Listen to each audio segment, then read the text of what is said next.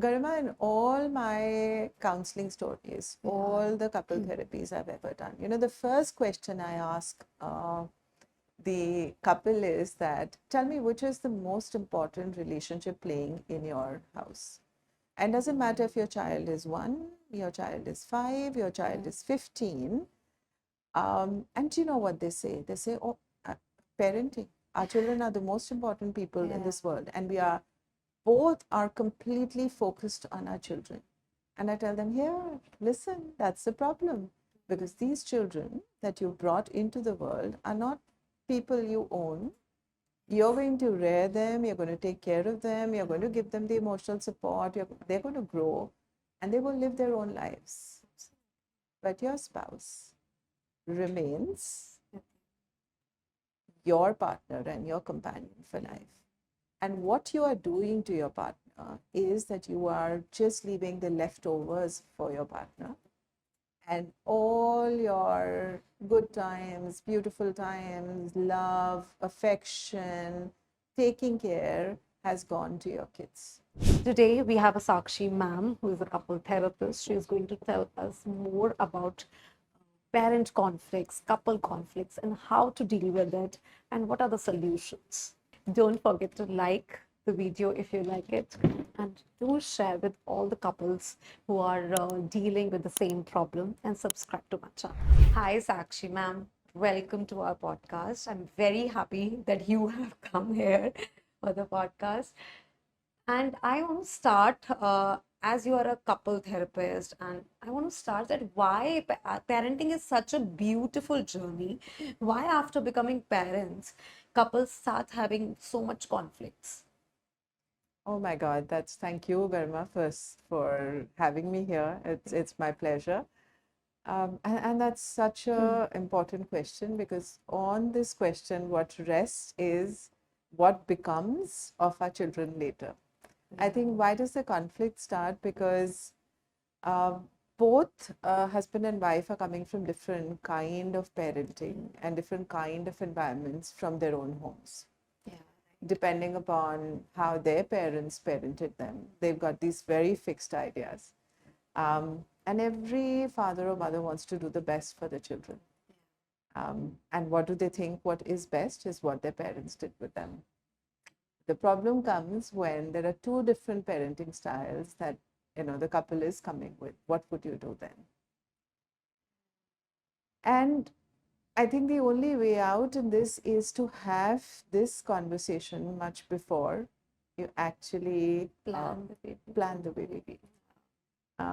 Because that is something which is going to shape your child's life tomorrow. And if we put in education for anything, if we are going to college, we for the admissions we do the work. When we are going for a job interview, we first practice, prepare, and go. Anything in our life that we are doing, even if we are going for a holiday, I want to go to Switzerland, will I go without reading about it? Would I have a good time in Switzerland if I don't know what are the best deals possible?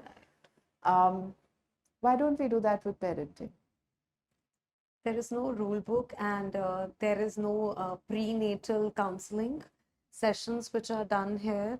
I think that is also lacking a lot. Yeah, and I think that also comes from the fact that we've not paid too much attention in this.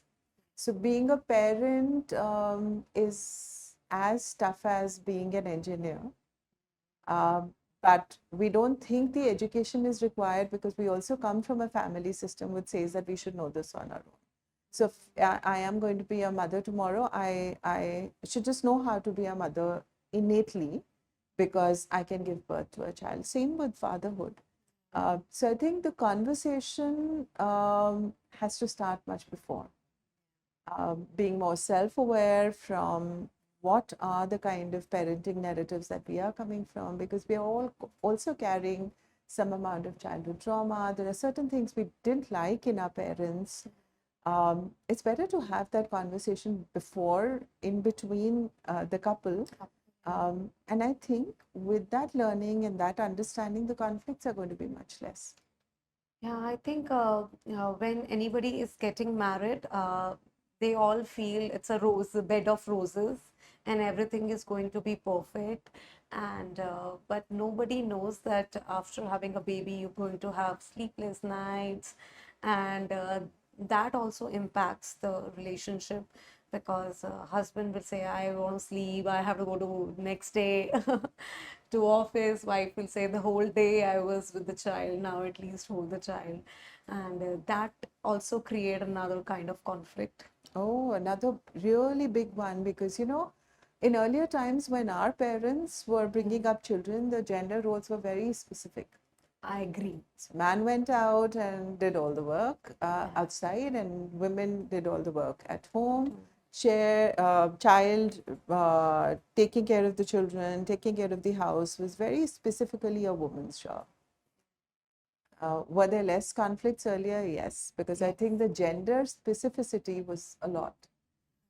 But now we are moving towards a more gender equal role in most people's house, because women are working, they're more self-aware.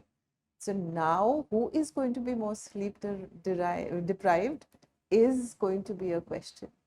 And rightfully so, because um, the mother is going to get tired. Mother can't do it all.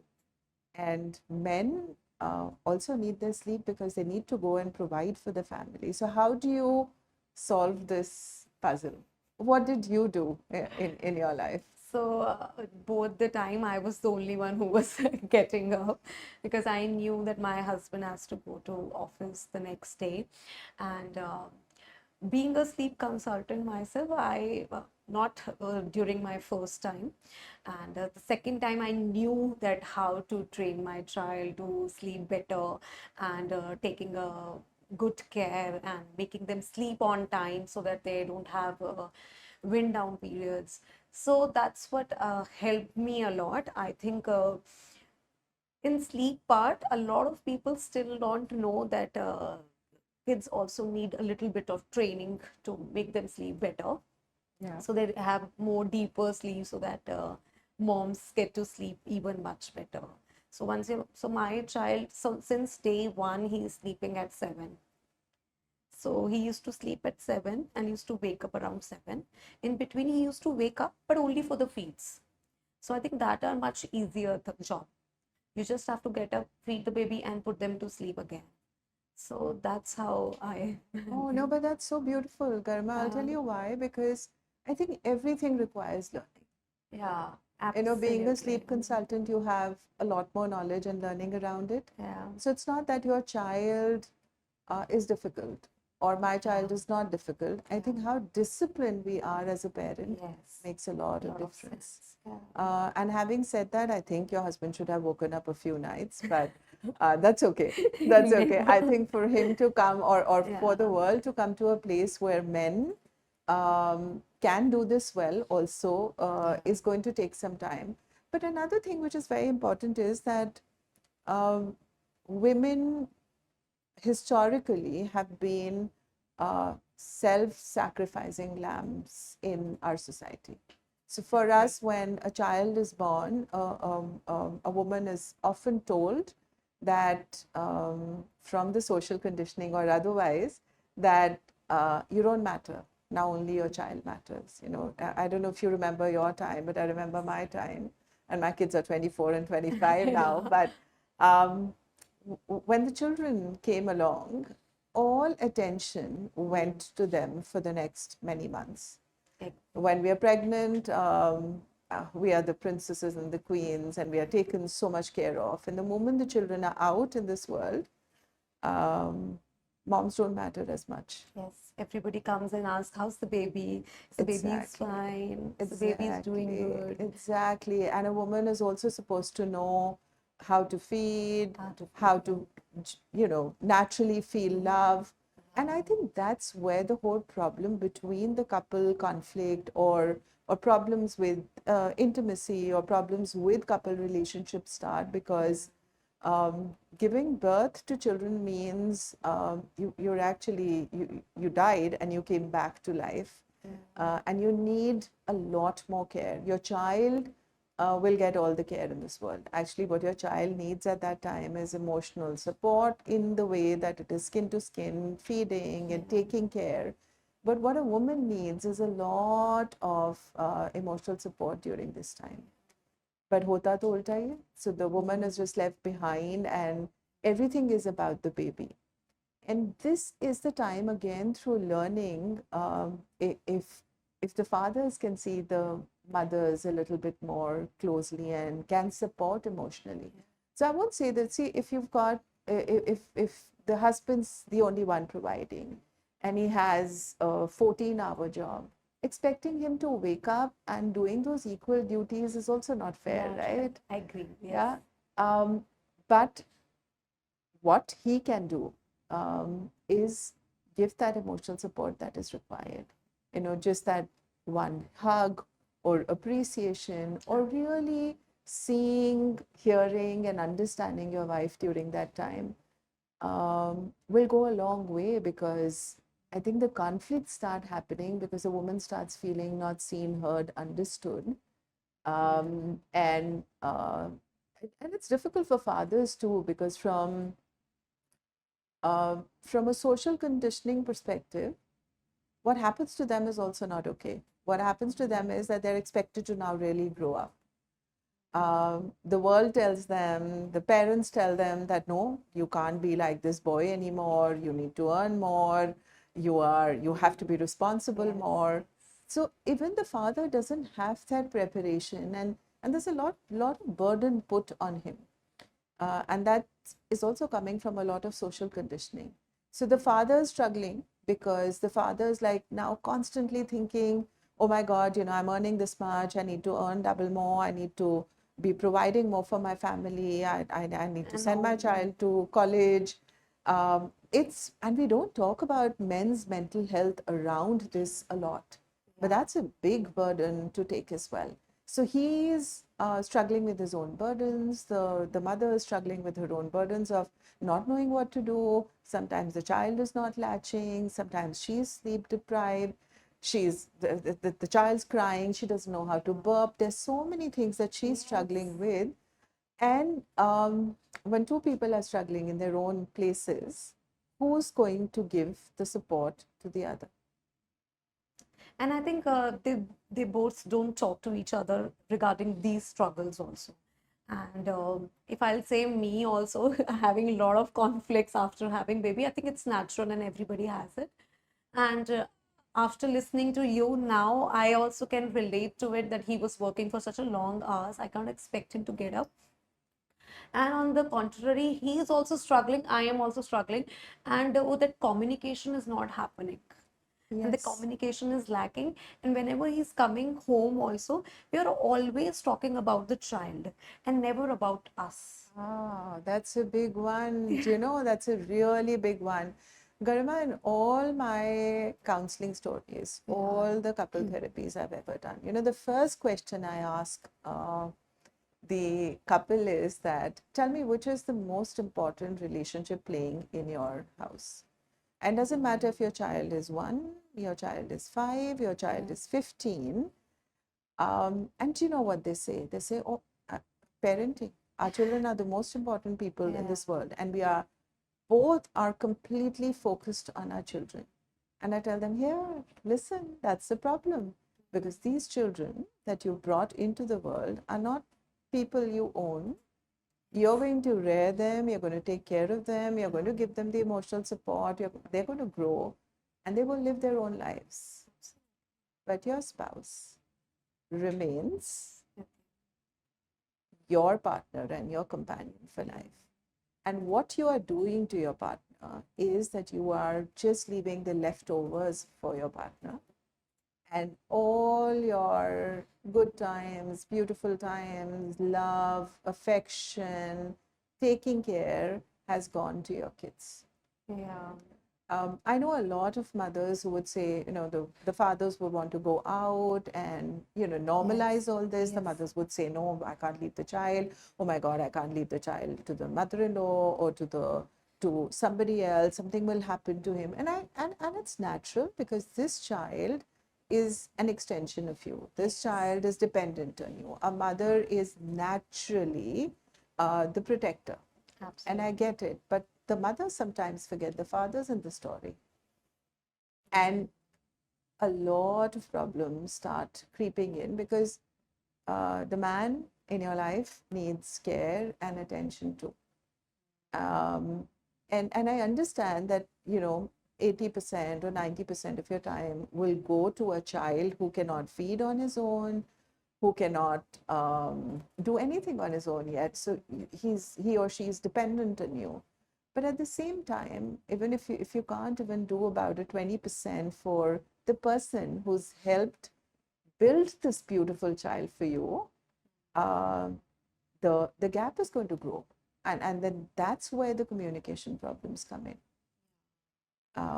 Because if you've given so much love to each other as a couple in the first few years of your marriage.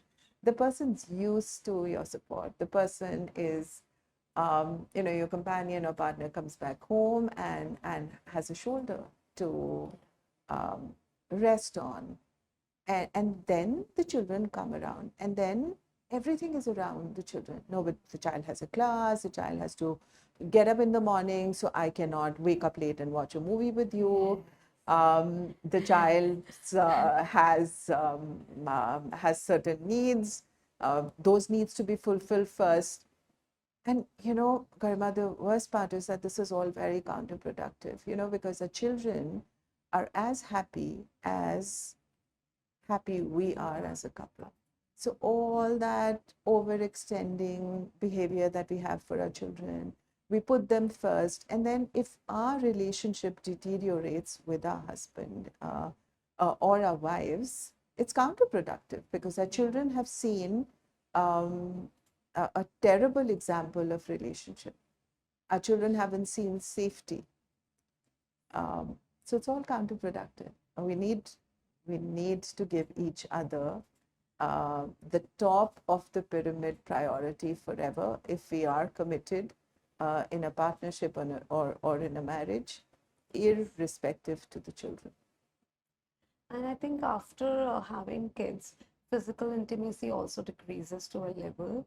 And because obviously kid is between the two of you, and you're not able to talk to each other, you're not able to give that physical touch to each other, and that also create a lot of stress amongst the both of you, and that also has a lot of impact in the marriages, and then they start having fights because you're not giving time to me, or either way.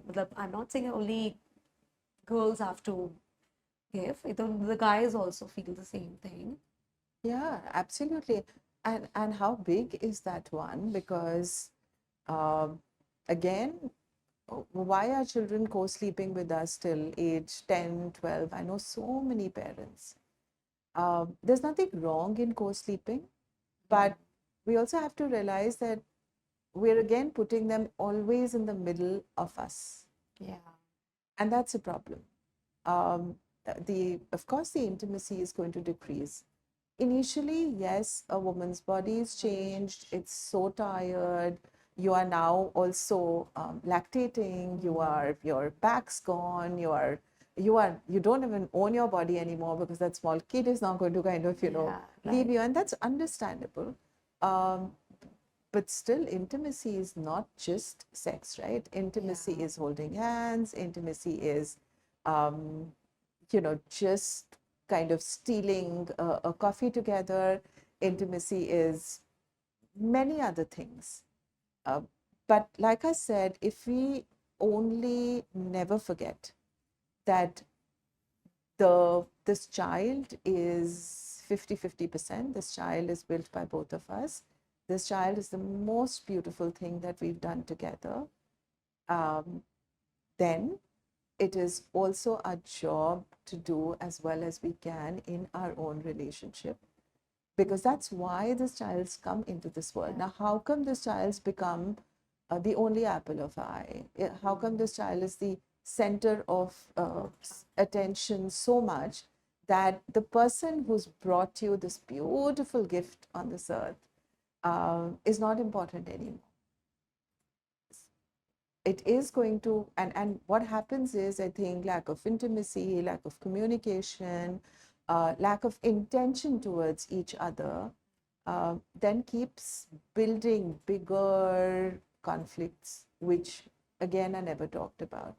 Because, if for example, if a husband talks about not having intimacy, and the wife, in her mind, is saying that, come on, yaar, I mean, this person doesn't understand. I'm like tired to the hilt, and they don't make this communication. Yeah, absolutely. I agree to it. Okay, couples don't communicate and they don't make this. It's going in their head, and they are not communicating, and that's and the buildup comes, and sometimes they backlash on each other in front of children. They start shouting at each other on small things, and that also affects kids in a way, a lot of way. Oh, so much. And if we understand that. So another thing, as a trauma therapist, as a psychotherapist, I'd like to say is that we don't understand emotions.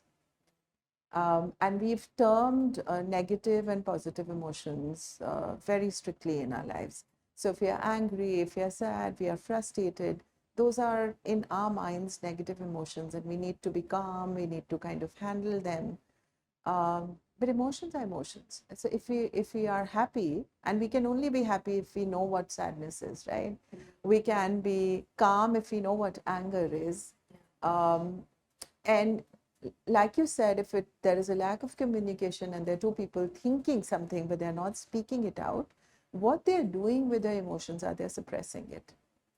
And the big puzzle is that emotions can't be suppressed. Any emotion that is suppressed gets amplified. So you're going to keep quiet and with the anger for 5 days. The sixth day, you're going to have a volcanic eruption. And if that volcanic eruption is outside in angry tone, the relationship suffers. If you are submissive and you will not take that anger out, that emotion still has to go somewhere. Now that emotion of anger is inside you, and it can have a volcanic eruption inside as well, which means postpartum depression, which means anxiety, which means mental health issue. Yeah. When you internalize the anger instead of releasing it, you can have a major mental health disorder for yourself. And a mother with a mental health disorder, depression, anxiety, very frustrating lives, will do what to her children? She won't be able to give the emotional connect to the child. So if the child's emotional needs are not met by the mother who's depressed, the child grows up and becomes somebody later in his or her life who's always looking for love, or who becomes an angry person himself or herself. So why don't we understand that this is couple relationships, marriages, um, mother's mental health is the most important thing, and part of the puzzle of good parenting. Good parenting is not just, making sure that they sleep enough, they eat nutritious food, they go to the best colleges and schools. The most important part of the parenting is teaching them what good relationships are, what peace and calm in the house is. Because if a mother's not okay, and the father is not okay, there's chaos at home. If I your agree. child's ecosystem has chaos, the child is, what a child needs is safety and love. But if we are unable to give that to our children, then they grow up on a survival mode. They're going to be looking for love outside. They will be making bad decisions. They will be not intrinsically motivated. These kids are not the ones who study the best. These kids are not the most well adjusted in classes, because they grow on chaos. Again, goes back to what we're talking about, Yes. couple relationships, relationships. our own mental health, both parents, I think. You know, a lot of talks that we do, we talk a lot about mothers' mental health, but I think fathers' mental health is um, as important. I think fathers are also juggling between their mother and their child's mother. I Yeah. think after having a baby, I think this is a major part when your mother-in-law is telling you, feed this way, do this way, and you have your own things that you have given birth 30 years prior, and today the world has different ways of doing things, and they have their own particular sets of structure in their mind that this to be done in this way only, and then they are telling husbands के देखो वो ये ऐसे नहीं कर रही है and उसको ऐसे करना चाहिए इसीलिए बच्चा रो रहा है इसीलिए ये हो रहा है I think that mental pressure is to the husband also, to the wife also, and it really becomes very difficult for both of them to channelize, and then they don't talk to each other about the same things. Yes, because I think again goes back to the same thing. Tell me which father, when we are expecting or when we are thinking of having a child, there are lots of parenting books. Now, thankfully, as somebody who's been parenting coaching for very long, a lot of people come and study. But honestly, even in my practice, still, parenting sessions, only the mom comes. Yeah, agree. So if the father does not have the preparation, education, understanding, child development milestones, what to eat, what happens when, then the father will have to rely on either the mother-in-law or the mother, and maybe, and I'm sure that mothers and mother-in-laws have done it all. They know it better than us, but they lived, you're right, 30 years ago, Yes. in the systems which are very, very different today. So if the father doesn't do the preparation himself, if the father is not read, if the father, so I do courses where I do talk about preparatory work for both the parents before the child is born. And some people come when they are pregnant, they won't come before, but that's okay. So simple things about, if you ask a father, they don't know how many trimesters are there in pregnancy. They won't know in child development, How many scans are going to be there? scans They are going to be never visit. Either they send mother-in-laws or somebody. because that is the social conditioning. Because the mother-in-law will get upset if she's not part of the game. There's nothing wrong in that. I mean, good homes, older people come with a lot of experience. You and me work, Garima. If I did not have support back at home, where I felt that my kids were on staff who I don't know or were on strangers, I won't have done what I've done in my life. And I have a lot of regard for older people for that, because, um, but they don't know it all. They've not come from the same place. And more than that, I think this is a couple thing. This is something a father and mother need to have a discussion around. Another thing that I'd like to say is that, when mothers give birth, there's a very major hormonal change. The Yes. body changes, the mind changes. It's a very, very different and a difficult period. Um, we need to educate fathers around that. If the fathers think that, all will be well the moment the child is out of the womb, then the father has no education around how a woman's body or a woman's hormones work. Um, there is a lot of brain fog for years, sometimes at least an year or two, because the brain of the mothers have changed quite a bit. Why? Because um, they have now attached to somebody outside their body, and they can feel how the children are feeling, and that's the mother-child connection. Now, if that is not understood by a father, the father would also kind of say that, oh, she doesn't spend time with me, or she's only interested in the kids, or why she's so tired, why aren't we partying anymore? Come, come, come. Now, he also needs to be educated around the fact that the mother is going to naturally feel a connection so strong that she can't leave initially. Or if we give her more mental support, she will find in herself to get out.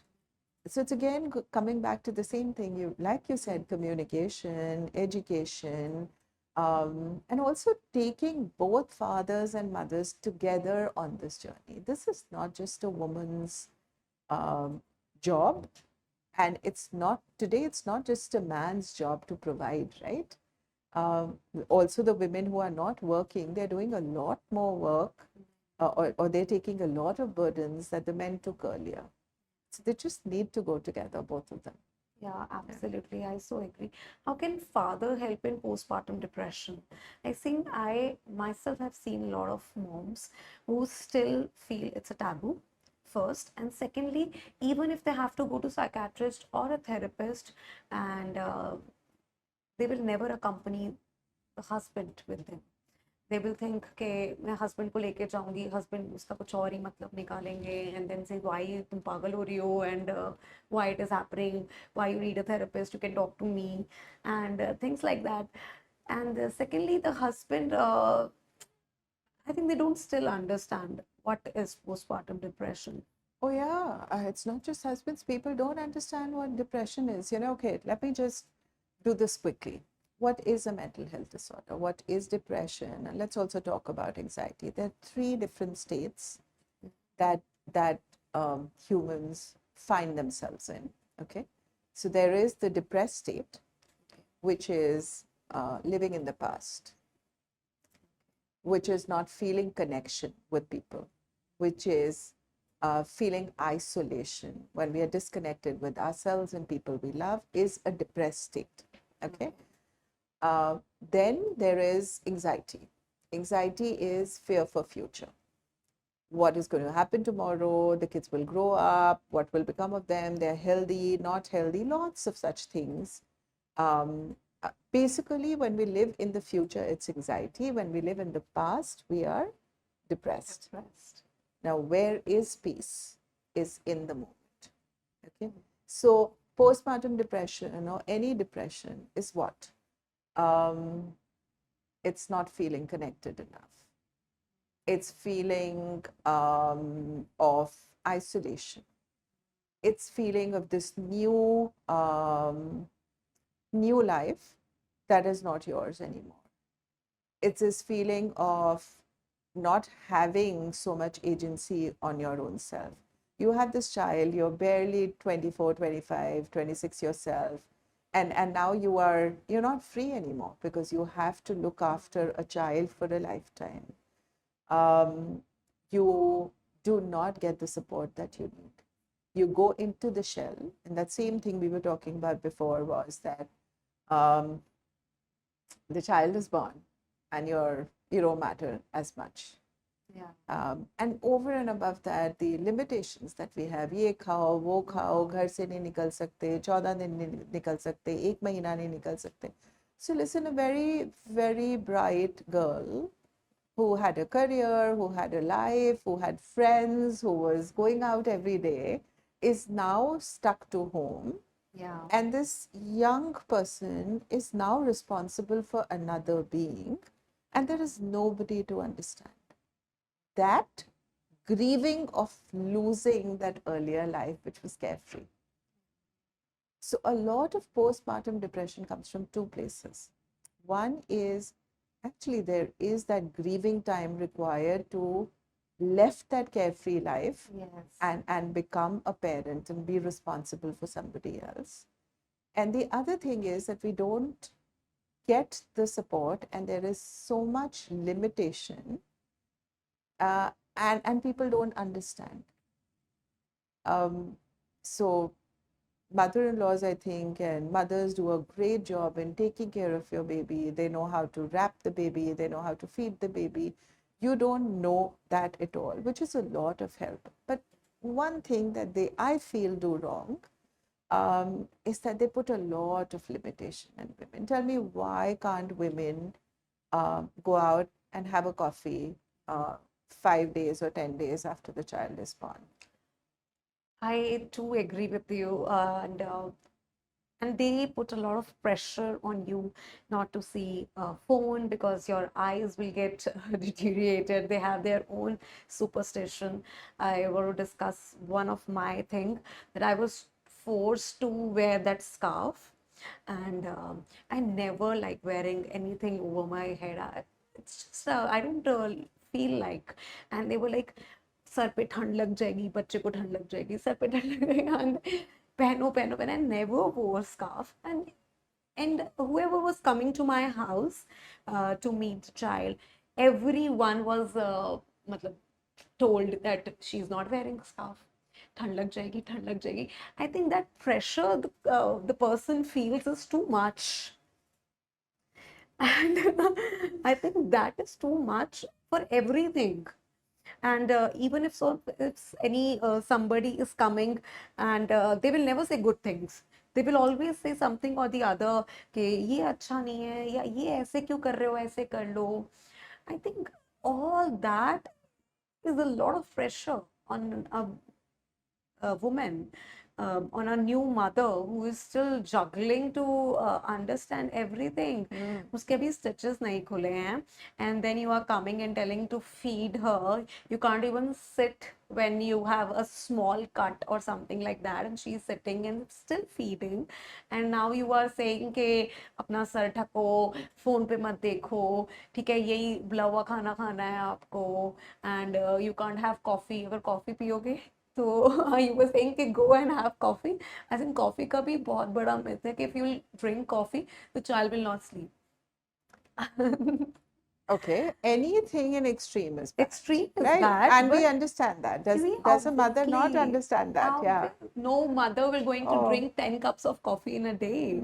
But then even having a one cup of coffee or having her favorite food, they crave so much for the first 40 days. And I think that is the spark for postpartum depression, and that Yeah. continues for a Yeah, long because you're time. disconnected to yourself. Yes. You cannot be the person you are. Your agency has been taken away. Yeah. People don't really understand what you're feeling. So it's the same thing, Same take thing. care of her body, take care of her sleep, take care of the head, thand na lag jaye. But I think the most important thing to be taken care of is her emotional state Yes. when she's in that state. So that feeling of disconnection from one's own self, feeling isolated, is always the reason for depression. You will never see a person who is okay, not wanting to meet people or not wanting to just sit and chat. Yes. A depressed person is basically isolated and then is forced to stay in the past. So, what is this mother going to do? Is my life was much better. Oh my God, I could do anything. She's not in the moment. And it's very dangerous, Garma, because what we need to realize is that we are feeding the baby. We need to give the skin to skin. At this time, the child cannot ask for affection, and the child can feel the mother's anxiety. If the mother is anxious, if the mother is unhappy, if the mother is not feeling seen, heard, understood, it is going to our child's body, mind, and soul. So a lot of, and can't do that all on the podcast in the little time that we have, but something in psychology which is very, very well known is attachment styles. So a secured attachment style comes from a emotionally alert, emotionally available mother for a child. If we are not alert, available, happy, we cannot give a secured attachment style to our child. We've got a lot of things wrong. When a child is a little older and the child is clinging on to us, a lot of people will tell us that, your child is not independent. Problem hai, your parenting is a problem. But a secured attachment is that child wants to feel you, wants to be with you. And we've got it so wrong.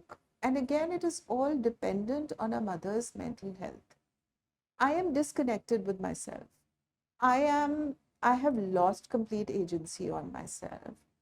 I cannot have physical comfort with my husband. I am told what to do. I am not a 2-year-old child. I'm instructed to how to stand, how to sit, what to wear, what to put on my head, and made to feel all the time that I'm not capable of doing anything on my own. How am I going to feel? I am going to get depressed. And when I get depressed, I lose the connection with my child. And if I lose the connection of what I am supposed to give to him or her during this early stage of my life, I am putting my child to risk of depression and anxiety later. They say that mental health conditions are genetic. Not really.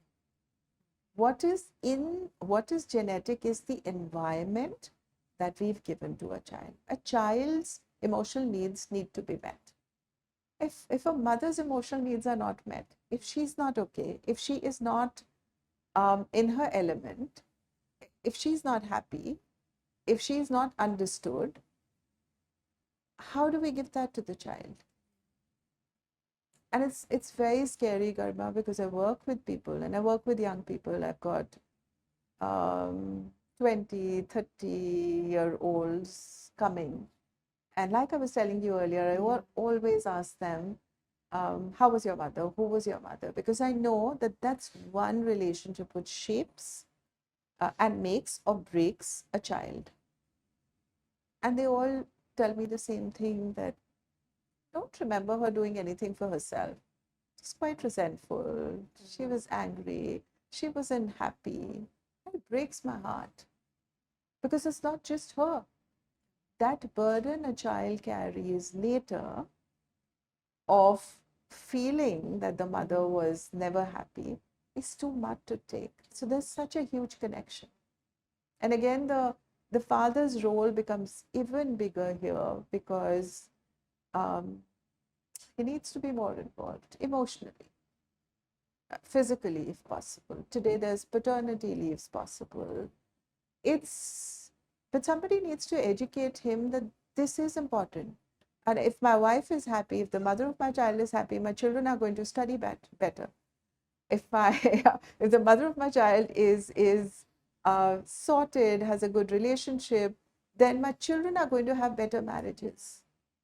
If you tell this to a man or a father, would it not make sense to him? It will. Definitely. But nobody talks about that. And thank you, Garima, for bringing this podcast up to bring these conversations going, because I think that's what the world needs. We need to talk another language. There's enough that is going on, but this is something which I think is going to change the world for our children, and that's something that we need to do for them, right? Yes, right.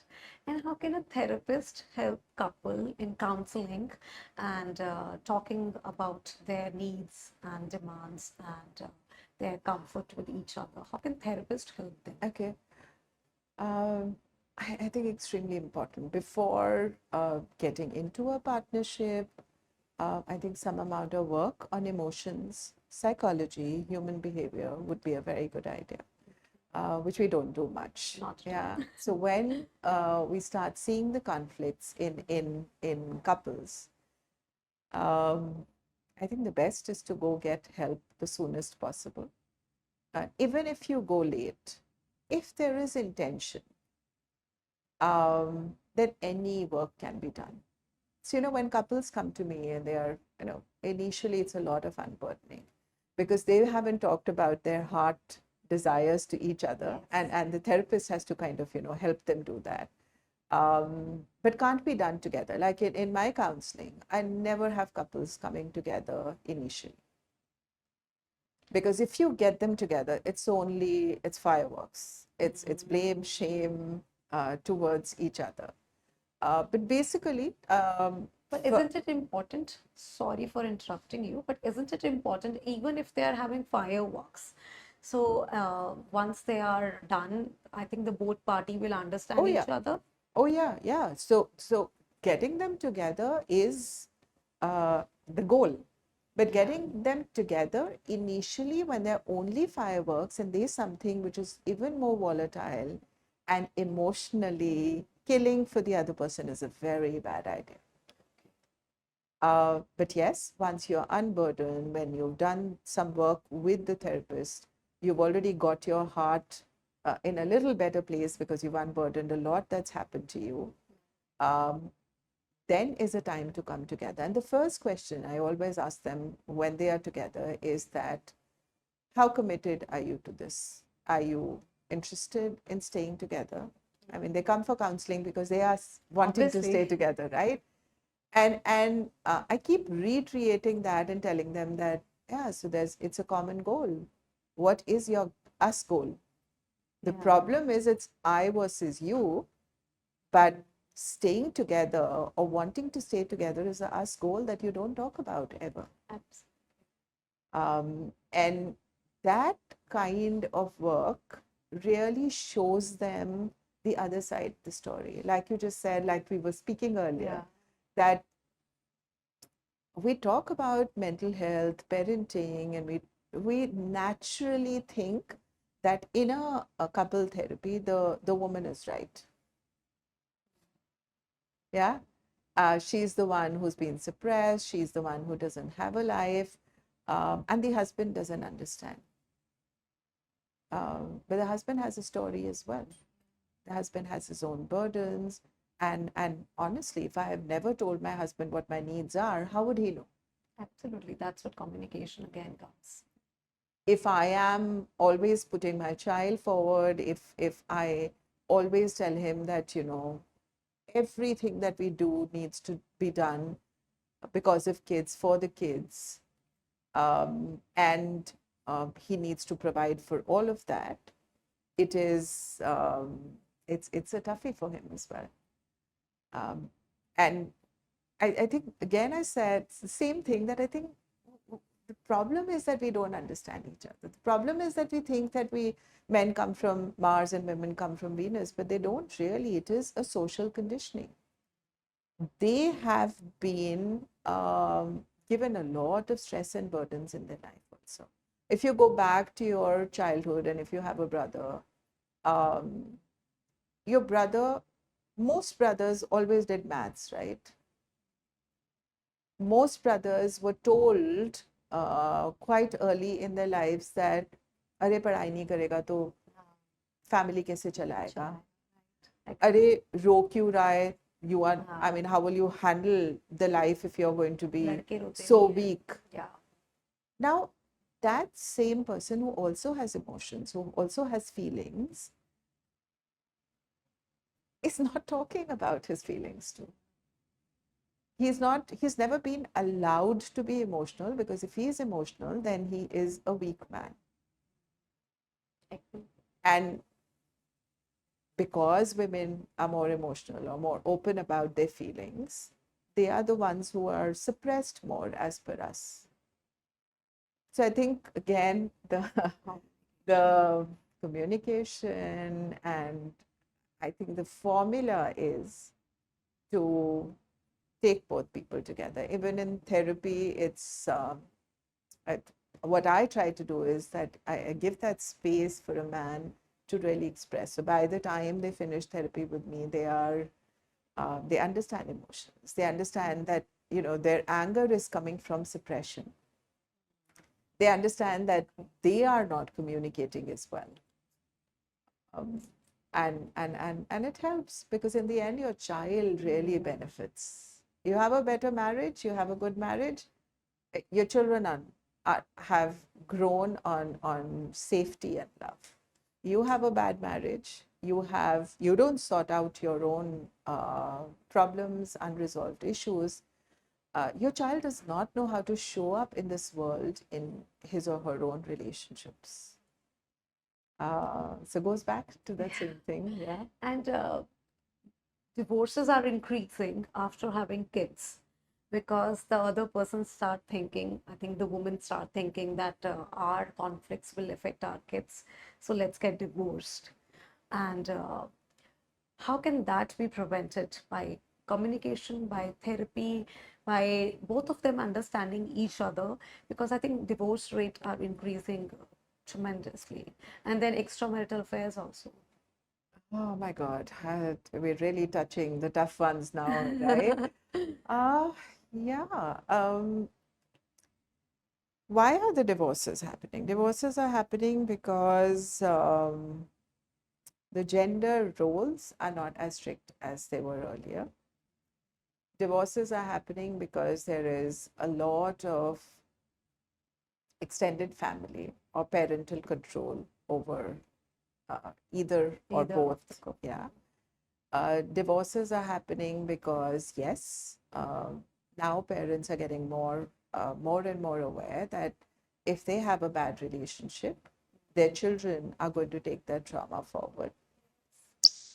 And what is the antidote to that? It's the same thing. Yes. When there is a conflict, you seek help right away because a divorce is the last stage of complete breakdown on communication and love or whatever you talk about. The stigma around therapy, the stigma around mental health counseling has been so big that we've just kept it too hidden. So divorce rate is also growing because there's more self-awareness. I'm not too sure if it's growing for reasons that we are talking about, but it's also growing because there are women who are more financially independent today. In our parents' lives or parents' generation, people didn't have a way to live. So it doesn't mean that there were great marriages then as well. Yeah, agree. Yeah. That's right. But yes, what to do? Divorce is never the way out. Divorce is only, and I probably send that to you as well. I've got this beautiful article in Times of India, which I penned down some time ago, where what do you do if you have a bad relationship? Is divorce the way out or not? Should you stay back for your kids or not? And I only have one answer to that. If it's a relationship which is abusive, if it is a relationship which is rendering you completely powerless, and it could be man or woman, both, and that abuse is what your children are seeing, even if they don't have it in their own lives, they are seeing. And there is no way out because the person that you're married to has huge amount of trauma, is not interested in learning, has a huge mental health issue, which you've tried everything to and nothing can be done. I think it's better to get out because one person in a child's life who is absolutely committed is enough. But yes, father or mother in their lives is a bonus, which I think everybody should have. But if not, It's one person. it's the work you do. And people live in bad marriages not because they want to, because they don't know how to make it better. It's again learning. If you don't go to therapy, if you don't learn about human behavior, if you don't know where you are stuck, maybe you're bringing social conditioning, maybe you're bringing your own trauma to the marriage. Till the time you're not self-aware, you can't do the work. So just getting up and taking help the moment you think that this is going to be detrimental for us and our children, um, it can really bring the divorce rates down. But again, there's so much stigma around it still that taking help means that we are weaker people ourselves. I truly agree to you because I into this space and I got to talk a lot to moms, and when I put a podcast on mental health, a lot of them message me, okay, whom should I contact? I don't want to tell my family. I don't want to tell my husband that I'm suffering from this or I'm having this problem. Can I have an online consultation with somebody? I feel that why you can't tell your husband? Why it is like that? Because where are they coming from? Yeah. You know, a lot of problems, Garima, go back to patriarchy, go back to gender inequality, go back to um, how we've been in the social ecosystem that we live in. But it's a good idea, even if you can do it on your own without telling, because when your own power within ignites, that's when you'll be ready to tell as well. But you have to first come out of the dungeon yourself. You know, when somebody clicks the button to finally come for therapy, the work has already started then. Because you need a lot of, power within, you need a lot of courage, you need a lot of understanding of your own situation to know that I'm in this uh, dungeon. I'm at the bottom of the ocean. I don't know where to go. It doesn't matter even if the people in my life don't understand and don't know, and I can't take help. I have somebody out there, and there is a professional service. So there's somebody who I can heart connect to. It's just a good idea to come, because that step of telling your husband will come as well. Once you are empowered, only you'll get there, right? I agree Because with you. that husband Makes could be sense. coming with a very difficult notion of घर की बात बाहर नहीं जानी नहीं चाहिए, जानी which is a huge social conditioning that we live with. You know, a lot of abusing families or dysfunctional families keep going on and repeating the patterns because we've been taught very early in our lives कि घर की बात बाहर नहीं जानी चाहिए. If that is the case, and one person has gotten empowered enough or heard that there is help, I would say find it however way, and good therapists, I must tell you, um, are not doing this work to make millions out of it. Good therapists out there understand why people can't come. They understand how their hands are tied. But somebody has to come and seek help and tell me that, Sakshi, I can't pay, I'm like stuck, I can only pay this much, help me. I will never say no, Karan. That's so sweet of you. But that's required, because I know if she was okay and if she was not in the dungeon, then her life would be okay, then she doesn't need me. Absolutely. She needs somebody to get her out of that ditch. And if I do this, and I know how to do this, and I understand human behavior, then it's not just my duty, it's my privilege. So if some people in this world can find their own power within thanks to me, if they can live better lives thanks to me, I'm done. My purpose of my life is done. But somebody needs to be able to, if somebody doesn't ask for help or doesn't make the contact, how do I know? So that's what my husband say a line which is very beautiful. बात करने से ही बात बनती है. Oh yeah, I mean, and that's such an interesting thing, because good businessmen really know this well. You know, by the way, my husband says the same thing.